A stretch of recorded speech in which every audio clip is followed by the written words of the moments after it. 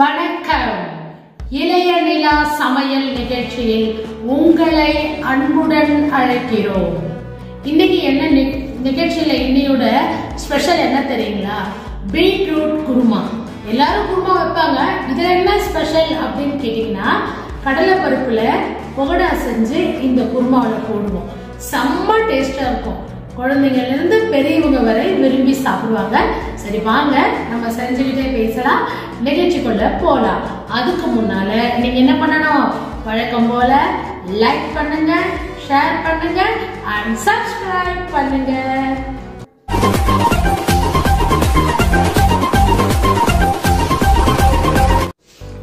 முதல்லங்க நம்ம உங்க ஃபேமிலிக்கு எந்த அளவுக்கு பீட்ரூட் தேவையோ, 2 மெம்பர்ஸா இருந்தா சின்னதா இருந்தா 1, 2-3 மெம்பர்ஸ், நிறைய பேர் இருக்கீங்க 4-5 பேர் இருக்கீங்கன்னா 2, அது மாதிரி உங்களோட ஃபேமிலிக்கு தேவையான அளவுக்கு பீட்ரூட்டை போட்டுங்க. நான் மீடியம் சைஸில் 1 போட்டிருக்கேன். எங்கள் வீட்டில் 4 மெம்பர்ஸ் இருக்கிறோம். ஸோ இதை ஒரு அரை ஸ்பூன் மிளகாய் தூள், 1 சிட்டிகை மஞ்சள் தூள், கொஞ்சம் உப்பு போட்டு நல்லா 5 விசில் வேக வச்சு எடுத்துருக்கேங்க. ஏன்னா நாங்கள் சாப்பாட்டில் போட்டு பிணைஞ்சி சாப்பிடுவோம். அதனால நல்லா சிறுவ பொடிய அரிஞ்சு வச்சுருக்கேங்க. குருமாவுக்கு தேவையான நம்ம தேங்காய் பேஸ்ட் அரைக்கணுங்க. அதுக்கு ஒரு மசாலா ரெடி பண்ணணும். தேங்காய், 2 பச்சை மிளகாய்.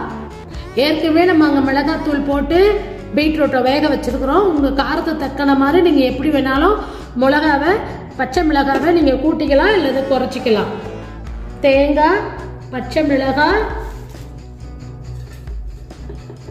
கிராம்பு 2 கிராம்பு,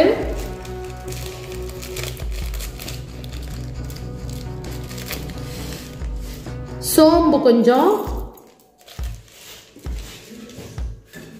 பொட்டுக்கடலை ஒரு 2 ஸ்பூன்,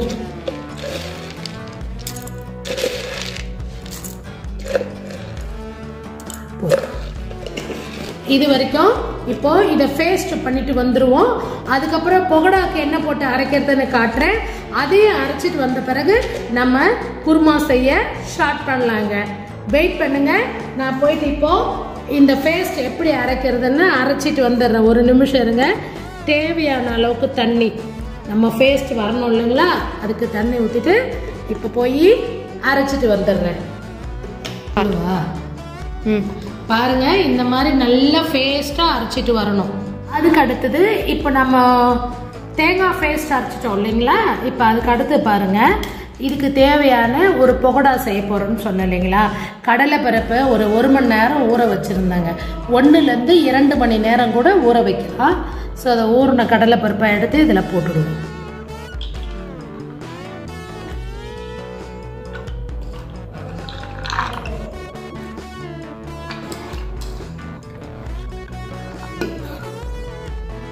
ஊறின கடலை பருப்பு, காஞ்ச மிளகாய் 2, கொஞ்சமாக தேங்காய் போட்டுக்கலாம், நமக்கு நல்லா சாஃப்டாக கிடைக்கும். தேங்காய், இதுக்கு தேவையான அளவுக்கு திட்டமாக உப்பு போட்டுக்கணுங்க. பொகடாக்கு தேவையான அளவுக்கு. எல்லாத்துலேயும் நம்ம உப்பு போடுறோம். ஸோ அதனால் லைட்டாக போடணும் எல்லாத்துக்குமே.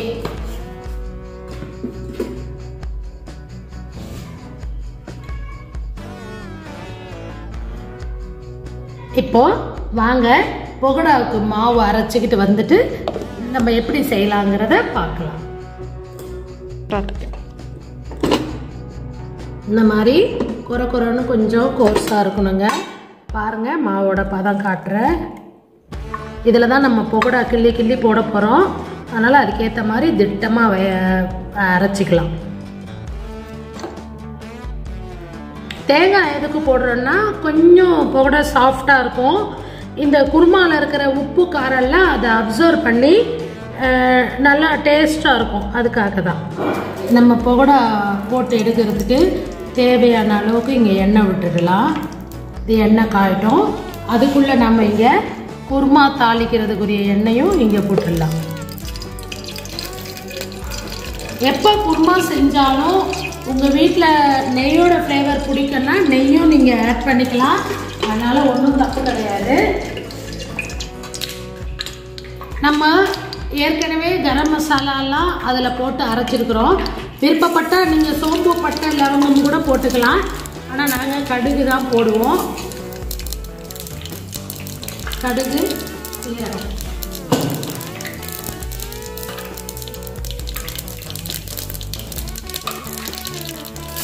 வெங்காயம் பச்சை மிளகாய் பூண்டு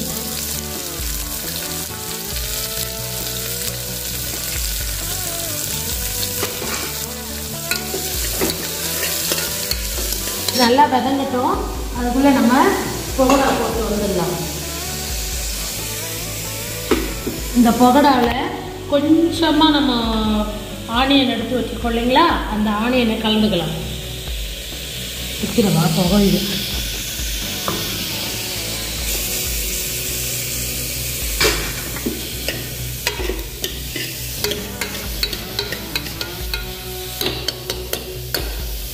வெங்காயம் நல்லா வதங்கின பிறகு தேவையான அளவு கட் பண்ணி வச்சிருக்கிற தக்காளி, 2 வெங்காயம் 4 தக்காளி.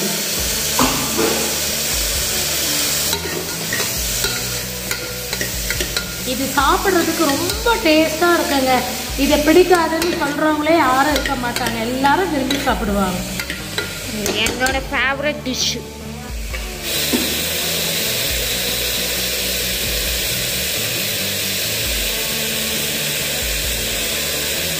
போகட்டா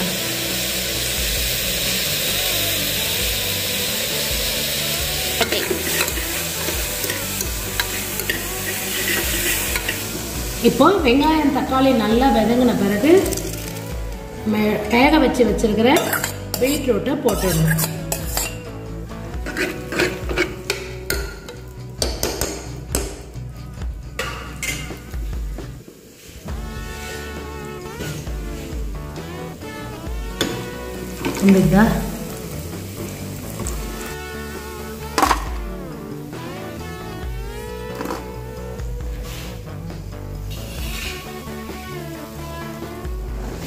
இப்போ நம்ம ஏற்கனவே நல்லா கொதிக்க வச்சிருக்க இந்த குருமா பீட்ரூட்டில் இந்த மசாலா அரைச்சோம் இல்லையா, தேங்காய் பேஸ்ட்டு, அதை இதில் அப்படியே ஊற்றணுங்க.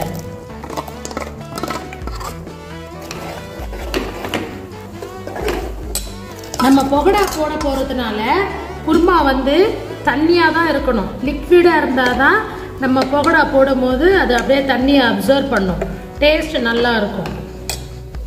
ஸோ அதனால் நம்ம என்ன பண்ணணும், லிக்விடாக தான் வைக்கணும். அவ்வளோதாங்க, அரைச்ச பேஸ்ட்டு போட்டு கொதிக்க வச்சுட்டோம். இன்னும் குருமா இவ்வளோ லிக்விடாக இருக்கணும். இந்த அளவுக்கு லிக்விடாக இருந்தால் தான், இப்படி லிக்விடாக இருந்தால் தான் நம்ம இந்த பகோடா போட்டால் கூட டேஸ்ட் நல்லா இருக்கும். அறுத்து வச்சிருக்க பகோடாவை அதில் போட்டு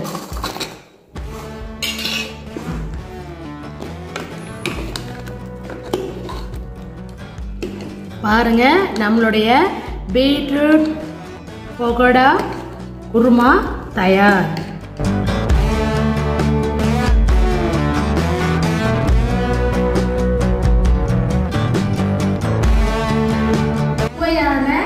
பீட்ரூட் பகோடா குருமா ரெடி ஆயிடுச்சு. நீங்க செஞ்சு பார்த்துட்டு உங்களோட மேன்மையான கருத்துக்களை ப்ளீஸ் ப்ளீஸ் ப்ளீஸ் கமெண்ட் பண்ணுங்க. நீங்க கமெண்ட் பண்ணாதான் எங்களுக்கு ஐடியாஸ் வரும். நீங்க எந்த ரியாக்ஷனும் கொடுக்காம அமைதியா பாக்குறீங்க, நிறைய வியூவர்ஸ் பாக்குறீங்க, ரொம்ப சந்தோஷம். உங்களோட கருத்துக்களை எங்களுக்கு கமெண்ட் பண்ணுங்க. வழக்கம் போல என்ன பண்ணணும், லைக் பண்ணுங்க, ஷேர் பண்ணுங்க and subscribe பண்ணுங்க. Bye.